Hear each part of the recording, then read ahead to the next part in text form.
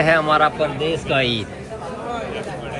यहाँ कुछ लोग मॉल में इंटरटेनमेंट के लिए आते हैं ईद पर, कुछ सेल्फियाँ लेते हैं, कुछ अपने घर के लिए सामान खरीदते हैं, कुछ ये अपने घर के लिए चूल्हा ले रहे हैं। हाँ भाई बोलो, क्या चाहिए आपको? ये चूल्हा दे दो भाई, रिपन भाई चूल्हा दे दो। आदमी ब्लैंकेट वगैरह ले रहे हैं।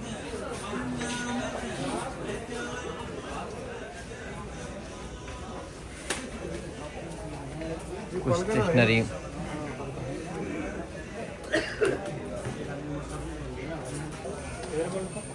हाँ भाई